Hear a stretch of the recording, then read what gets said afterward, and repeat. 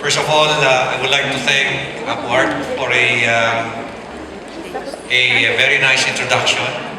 Mas natitumbay dyan yung speech na kaysa yung sasabihin ko sa inyo. Sa dami ng sinabi niya, iisa lang ho ang tama nun.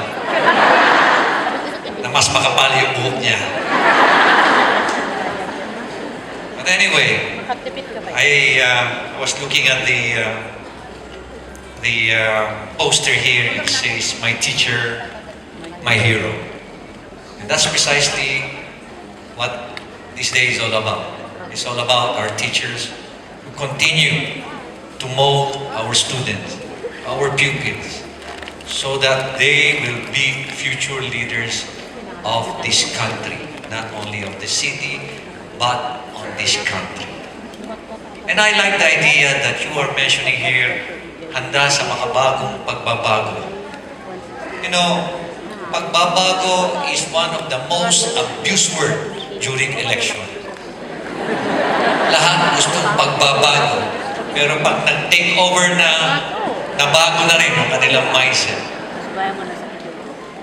That's what pagbabago should not be about. When you say pagbabago, you make sure that you are very much committed to deliver what you have committed. And again, it's all about leadership. We always go back to leadership. What happened in the past several days is all about an issue on leadership. How can you lead people when you don't have that moral ascendancy to lead?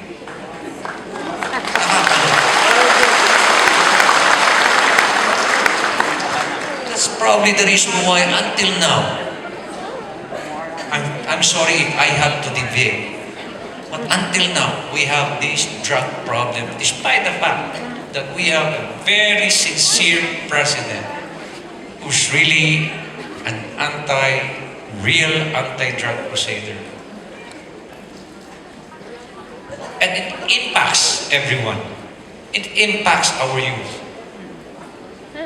May mga matatanda pa kanya senior citizen who are still into drugs. And that's a huge issue now in this country. Kung wala lang yung presidente natin ngayon, we're now down to dogs. Can you just imagine? When I was campaigning, akala ko yung kasikatan ni presidente, kunwari lang, takot lang yung mga tao, kaya pag sumasagot ng survey, natatakot sila, baka mamatay ako, kaya okay na. But it was not. It was not. And it was probably because people feel that they're safer now. Totoo ba yun? When you go home, you feel safer now. Bayaan nyo na lang yung bunganga niya. Siguro sa sobrang gamot, ganun na lang yung bunganga niya. But look at the mindset. Look at the mindset. In several occasions, I spoke in private with the president. And you can feel the sincerity. I've met with other presidents. Probably General Ramos is one. You can feel the leadership sa hawak pa lang ng sa kamay. The way they talk to you, the way they look at you in the eyes. May presidente rin naman na pag habang nakikipagkamay sa'yo, nakaganon.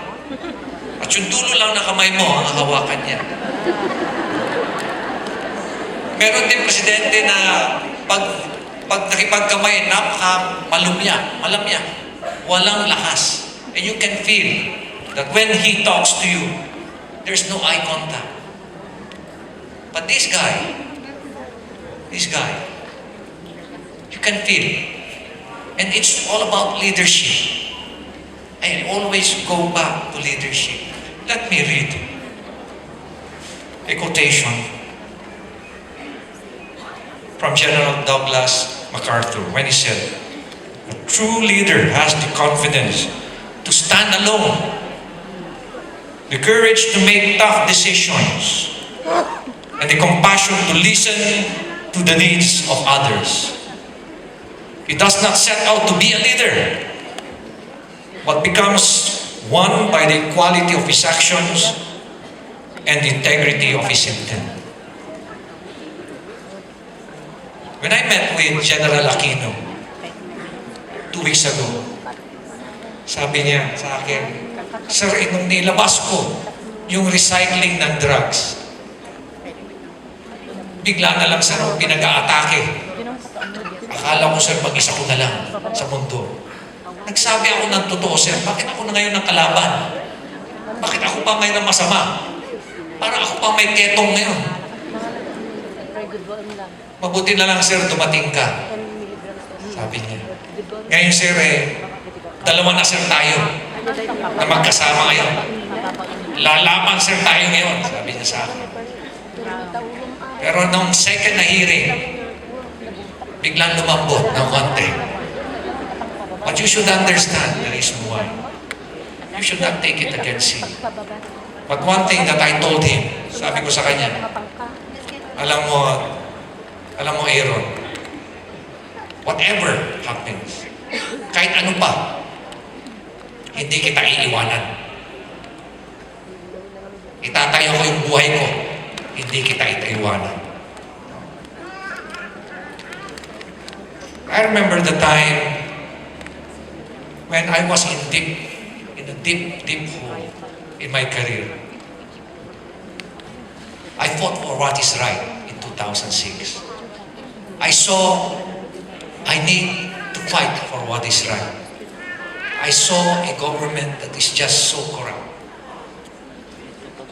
so abusive, that probably this is the time to fight for what is right. Ang sabi ng Scout Ranger, 280 of our men will join. Ang sabi ng Marines, 400 of our men and 1 tank will participate. Ang sabi ng SAP, we have 1,050 men and 6 tanks. We will go. Sabi niya, we're planning. It should have been the bloodiest. Sorry to tell you this, it should have been the bloodiest coup d'etat in the history of the Philippines. But 2 days before, you see the mindset of our military leaders. Kawawa naman yung mga mamamatay, yung mga kasamahan natin. Kawawa naman yung mga civilian na madadamay. And then suddenly, it dawned upon them, upon the officers, huwag na nating gawin. Instead, magmarcha na lang tayo. And it's all about compassion. Even if you're a tough leader, sometimes the compassion takes over. But we lost. 1,000, in the case of SAP, 1,050 men, including the boss and I, will go to jail. What I did was unexpected. Even I, for some reason, I never expected what I did during that time. I went to Kamkram and I said, Sir, kasalanan ko lahat. Kasalanan ko lahat. Instead of 1,050 men going to jail, only 3 of us went to jail. To save 1,050 people, including my boss.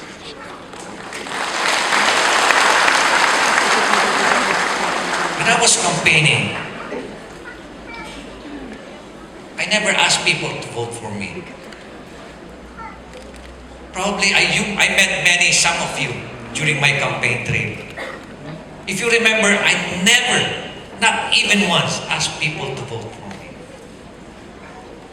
Even during my meeting, the Avance, that last campaign, I never asked people to vote for me.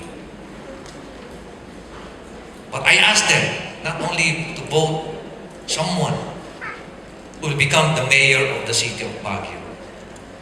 I told them to vote someone among the candidates who will be the real leader of the city of Baguio. Again, we go back to leadership. And that is precisely the challenge that I want to present to you, our teachers, our lovable teachers. Let us develop leaders among our students, among the youth. Not only that, develop leaders among our teachers. Because we are wanting in leadership now. It's a leadership crisis dito sa Pilipinas.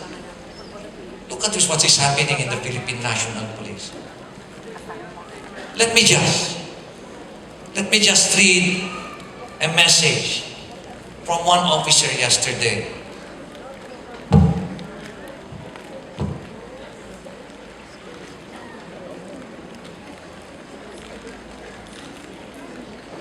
A very idealistic person. Very, very idealistic young officer with the rank of major. Ang sabi niya, "Good afternoon, sir." Hindi ko po hinahabaan yung speech ko para lampasan ko yung introduction. Gusto ko lang pong basahin sa inyo. Timbaga na po, and I quote, "Good afternoon, sir. We are really saddened by the turn of the Senate investigation. Our blank is talking like he's not the highest mammal in the organization. Thank you, sir, for standing and speaking up for the truth. We are carefully listening to all the resource persons, testimonies, and honestly, sir, we are really demoralized how they are trying to justify their unscrupulous and irregular actions back in that November 2013 alleged bypass operation at the expense of the gates and milestone on the war on drugs and the reputation of the PNP as a whole. Hindi naman po kami tanga, sir. Ulitin ko, hindi naman po kami tanga, sir. And very obvious po na ginawa lang na sacrificial lang si Police Major Baloyo et al. And seems like the lapses stopped there. We share the same sentiment, sir, when you pointed out that it is illogical for a commander not to be informed by the developments of that said operation. Considering the huge scale of it, it is even in our police operational procedure that an incident is considered significant incident when an incident is involving a foreign national and commander should personally supervise the operation to ensure that it is properly handled. Nakakahiya po tayo, sir, sa PNP. If we will just believe the lies, alibis, and obvious cover-ups. Again, sir, we are reiterating our full support to you. Andito lang po kami. Mabuhay po kayo, sir. And it is sad to know that yesterday, you see in the banner, 100% of the PNP is backing up their Sana Magan. Yes, Sana Magan. Yesterday, I mentioned about choices. Life is full of choices. Ang laging sabi kasi is, bakit ikaw mayroon kang puro sisi, puro attacking personal, puro character assassination? But if you go over my speeches, if you go over my interviews, I never engage in character assassination. Even during the campaign, I never hit at anyone. I never. Maski na sinasaksak na ako sa likod, harap-harapan. Alam ni potential councilor John Magalawis. I never. Sinungaling ako, Apo John. Kung if you heard me talk against someone else, never. I never hit at anyone. Maski na sinisipat pa ako. Ang ganda ng pagkaka-introduce ko, pero sinisipat pa ako. Okay na lang, sige na, okay na lang. But in this particular case, what I said was, Lagi kasing tinatanong, why only now? Bakit si Magalong ganito na lang lagi? Bakit niya sinasabi ngayon? May ambisyon kasi yan, no? Na-frustrate na Chief PNP yan. Naiingit sa akin yan. Involved pa yan sa kudita. Kaya yung integrity niyan, questionable. Bakit siya nagsasalita ngayon? Kasi kung may gusto siyang ilagay na Chief PNP. And so I said, yesterday, during the Senate hearing, toward the end of my testimony, I said, you know, sir, Mr. Chairman, life is full of choices. You know, General Abelde, during that time, you have two choices. Either you do what is right and you do nothing at all. Obviously, you made a decision. And that decision was the wrong decision. Kaya nandito tayo ngayon at nandito ako nagsasalita ngayon.